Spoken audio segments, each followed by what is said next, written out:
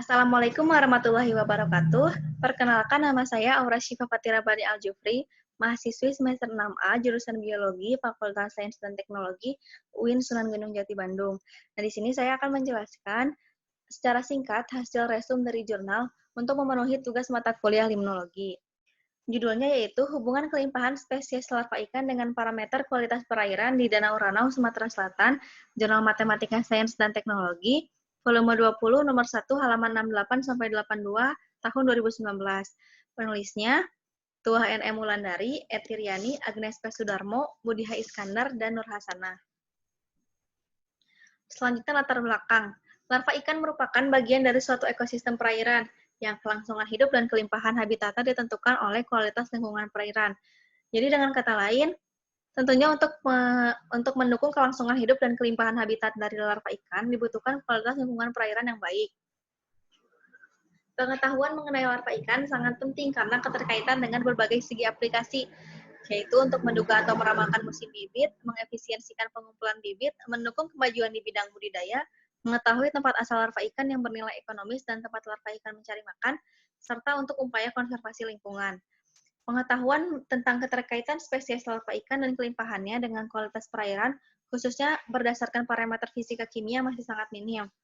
Nah, air ini terdiri dari karakter fisika kimia biologi yang sangat mempengaruhi kualitas perairan. Jadi dengan kata lain, dalam mengetahui parameter fisika kimia perairan, kita dapat mengetahui apakah air tersebut memiliki kualitas yang baik untuk keberlangsungan hidup makhluk hidup atau tidak, khususnya pada larva ikan. Nah, terlebih di wilayah perairan Danau Ranau ini, pengetahuan tentang hal tersebut masih kurang atau masih sangat minim. Padahal informasi ini nantinya dapat dijadikan acuan dalam menentukan strategi pengelolaan perikanan di wilayah ini. Tujuannya yaitu untuk menganalisis jumlah, spesies, dan kelimpahan larva ikan, lalu untuk menganalisis parameter fisika kimia perairan, dan hubungan parameter fisika kimia perairan dengan kelimpahan larva ikan. Metodenya, penelitian dilaksanakan di bulan September tahun 2017 di Danau Ranau, Sumatera Selatan dengan 6 stasiun, yaitu stasiun 1 di Muara Silabung, stasiun 2 di Dermaga, stasiun 3 di Waimaisin, stasiun 4 di Pemandian Air Panas, stasiun 5 di Lombok, dan stasiun 6 di Talang Teluk. Lalu untuk yang diamatinya, yaitu pengukuran parameter fisika kimia, jumlah larva ikan dan kelimpahannya, serta hubungan antar keduanya. Metode. Nah, selanjutnya pengambilan sampel. Parameter yang diukur langsung di lapangan adalah suhu, pH, kedalaman, kecerahan, CO2, O2, kesadahan, daya hantar listrik, total alkalinitas, dan turbiditas. Sedangkan parameter kimia yang dianalisis di laboratorium yaitu COD, NO2, NO3, NH3, dan PO4. Nah, parameter ini dapat dilakukan pengukuran langsung di lapangan dan maupun di laboratorium. Pengukuran yang dilakukan di lapangan ini biasanya menggunakan alat yang hasilnya dapat dianalisis atau dihasilkan secara langsung. Sedangkan parameter kimia yang dianalisis di laboratorium ini memerlukan uji coba atau perlakuan lain. Nah, parameter yang diamati dari kelimpahan larva ikan meliputi jumlah individu larva ikan yang tercacah dibagi dengan luas bukaan mulut saringan, lama penarikan dalam menit, dan kecepatan tarikan meter per menit. Sampel air untuk pengukuran parameter fisika kimia diambil secara langsung dari badan air bersamaan dengan pengambilan sampel untuk pengamatan jumlah larva ikan dan kelimpahannya. Dilakukan dengan cara memasukkan air ke dalam botol berukuran 1 liter. Lalu botol ini dimasukkan ke dalam cold box untuk kemudian dibawa ke laboratorium milik Dinas Lingkungan Hidup dan Pertanahan Pemerintah Provinsi Sumatera Selatan. Selanjutnya, metode yang perhitungan analisis dan data. Perhitungan kelimpahan larva ikan dilakukan berdasarkan pada jumlah larva ikan yang tersaring pada scoop net atau jaring lingkar genggam selama waktu penarikan, dengan asumsi bahwa volume air yang tersaring sama. Kelimpahan larva ikan dihitung dengan rumus Dava Garcia dan Flores Cotto pada tahun 1989 dalam Fuentes, Cotto, Anoff, dan Garcia tahun 2019, yaitu N sama dengan N per N PTSR. N besar ini kelimpahan larva ikan, satuan individu per meter kubik, N kecil ini jumlah larva ikan yang tercacah per individu, VTSR ini jumlah volume air tersaring. Mencarinya ini dilakukan pengukuran atau perhitungan L kali T kali V. L ini luas bukaan mulut saringan, T itu lama penarikan per menit, dan V ini kecepatan tarikan dalam meter per menit.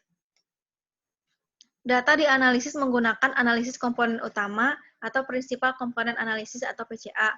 Nah, PCA ini digunakan untuk mencari faktor-faktor yang menjelaskan korelasi atau korelasi atau hubungan berbagai indikator yang diobservasi. Jadi, PCA ini dapat menginterpretasikan korelasi atau hubungan antara dua objek atau dua objek yang diamati.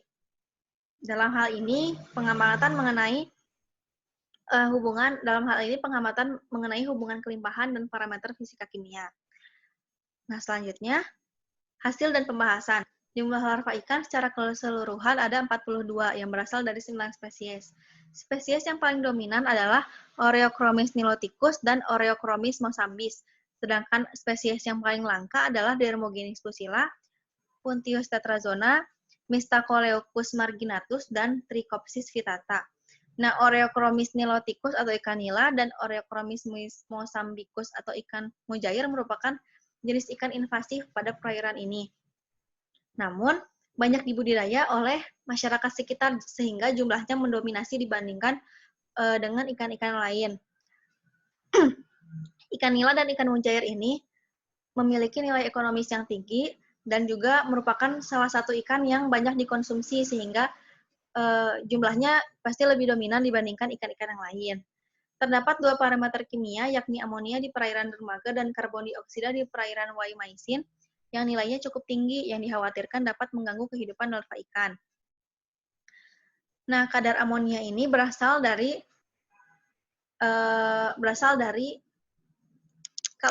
kadar amonia yang ada di perairan dermaga ini dipengaruhi karena di daerah atau di perairan dermaga ini dekat dengan pemukiman penduduk maupun lahan pertanian, sehingga dapat diasumsikan atau dapat disimpulkan bahwa pupuk-pupuk yang berasal dari pertanian tersebut terbawa air dan masuk ke dalam perairan tersebut, sehingga perairan atau stasiun dermaga memiliki kadar amonia yang tinggi.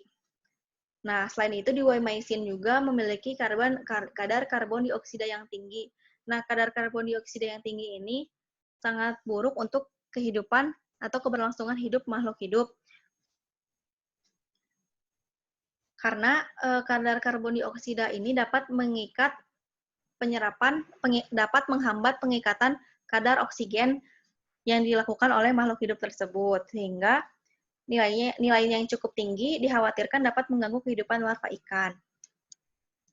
Hubungan parameter fisika kimia perairan dengan kelimpahan larva ikan berdasarkan analisis komponen utama atau PCA menunjukkan bahwa kelimpahan larva ikan tertinggi, yaitu 102,9 individu per 100 meter kubik, berada pada perairan yang memiliki turbiditas dan oksigen terlarut tertinggi.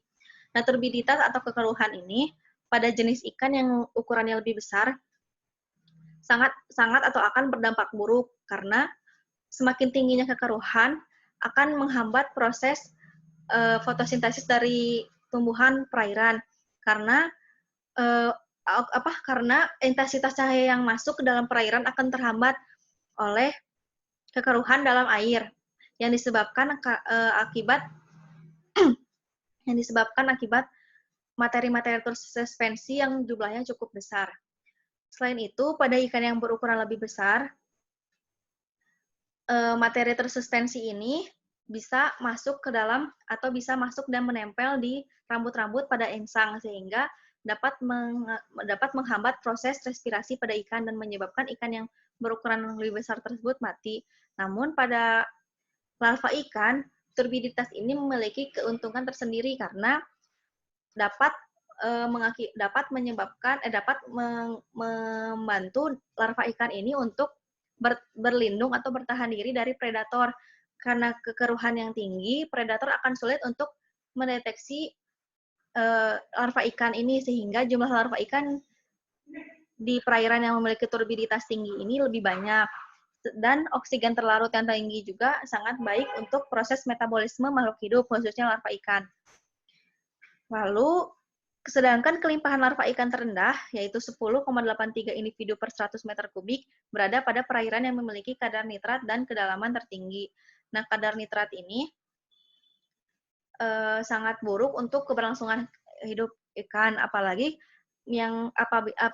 kadar nitrat yang tinggi ini dapat menyebabkan eutrofikasi perairan, sehingga menyebabkan terjadinya blooming fitoplankton, blooming plankton. Nah, apabila plankton ini terjadi blooming plankton, pada malam hari larva ikan dan plankton ini akan terjadi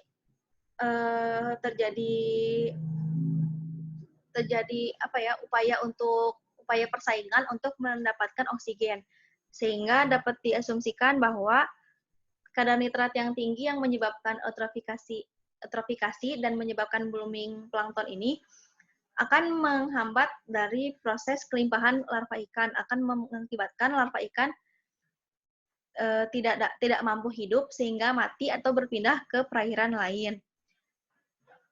Serta kedalaman yang tertinggi pun berpengaruh terhadap larva ikan, karena larva ikan ini membutuhkan makan untuk energi yang dapat dilakukan untuk proses kegiatannya. Umumnya larva ikan ini melakukan berkegiatan, yaitu naik turun. Nah, apabila kedalaman tinggi, maka energi yang dikeluarkan oleh larva ikan ini semakin besar. Apalagi jika